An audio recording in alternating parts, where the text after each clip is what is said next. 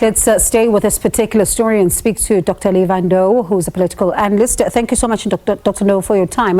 Let's start with the developments around Zizi resigning as Minister of Sports, Arts and Culture as he faces corruption charges. Your reaction? Good evening, Bongiwe. Good evening to the viewers at home. Well, I think former Minister Zizi had no other option. He has been part and parcel of the decisions taken by the ANC. As the former spokesperson of the ANC, he understands very well how decisions are articulated and how to interpret such decisions. And I think he took a very good decision by not waiting for anyone to push him, but to actually do the right thing. Firstly, he knew that by just appearing in court, the step-aside principle of the ANC has to kick in.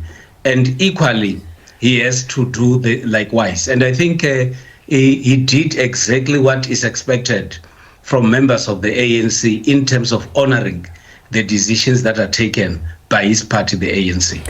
And looking at the ANC as well, of course, they briefed the media earlier on and giving an update on how the talks are going and saying that, of course, they're also heading to that NEC meeting later this week. Now, the ANC's Lindiwe Sisulu speaking to Face the Nation yesterday with Clement Manyathela saying that a coalition with the Democratic Alliance would be catastrophic for all the efforts that have been made to transform the country. So I wonder, going into that NEC meeting, how much of a voice would you say she represents, particularly when it comes to this view, as the party heads to that meeting? Well, I think firstly, what the ANC did today through the spokesperson was to try and manage anxiety amongst their members and the South African population in general. And in my view, what they're trying to say is that we are busy doing all we could in order to ensure that whoever partner that we choose should actually be in the best interest of South Africa. And they know the complexities that surrounds this kind of a situation, because you'll get some who will be cooperative. You'll also get some who are not cooperative. But because of this situation, you are going to get a lot of discussions that will take place. You are going to get some members who are for or against cooperation or coalition with other political parties. My view is that this dialogue has to continue within the ANC, but at the same time, these are the kinds of dialogues that are supposed to be managed very carefully by the leadership of the ANC, because my sense is that you don't want to find the ANC at the end of the day taking a decision and some people knowing that there are those who are actually starting to add their views before such discussions should take place. I think it will be up to the leadership of the ANC under the leadership of Mbalula to ensure that they speak with one voice, allow those who have got other views to express them within the organization, so that when they get out of these arrangements, they actually speak with one voice. So how difficult is that going to be then, given the fact that the alliance partners don't seem to be supporting an ANC negotiating with the Democratic Alliance, for example?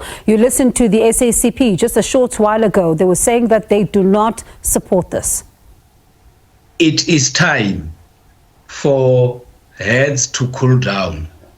It is time for an alliance to sit down, and after having agreed on whatever they've agreed upon, they go all out and speak with one voice. My view is that this is the moment where politicians should know that there should be negotiations.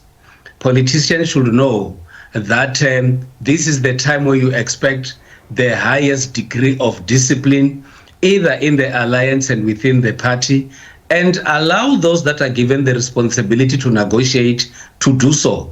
But at the same time, the leadership of the ANC, in my view, has to consult very thoroughly in the ANC, within the alliance partners, and also involve general members of society, so that whatever decision that they take will be in the best interest of everyone, and they would have done thorough consultation.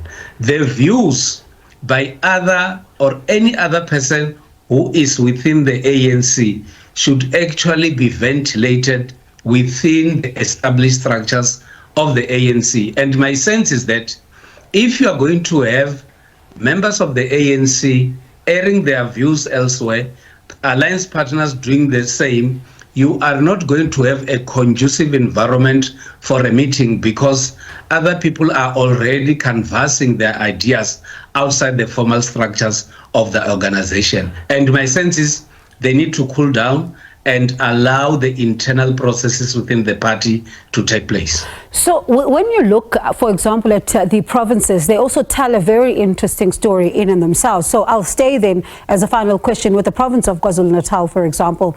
The ANC is finding itself on the back foot there because the MK party is at number one. Of course, not an outright majority there as well. And then you do have the IFP and other smaller political parties as well. And you also have even the EFF in that particular province, also when you look at the results. Let's talk about the complexities then of the negotiations in that particular province.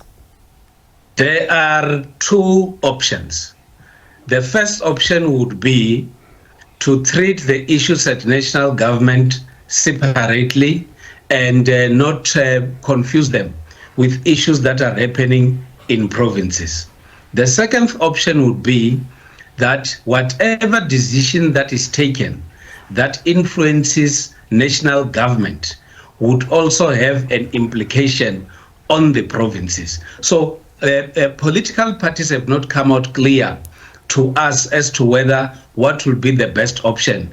Because if the ANC would love to work, for an example, with the IFP at provincial level, it could have an implication on how they also work together at national level. So that is an area that political parties have to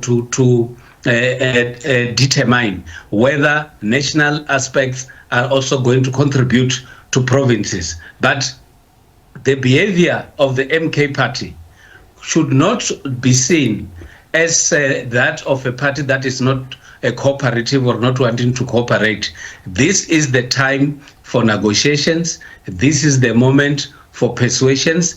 They could be making a statement, or they want to come at the right time when they'll be able to make right demands that will best suit them. It's an interesting road ahead. Let's see then how these talks wrap up and if we'll see these cool heads, as you say, they are needed right now. But thank you so much for your time. That was a political analyst, Dr. Levy Ndou.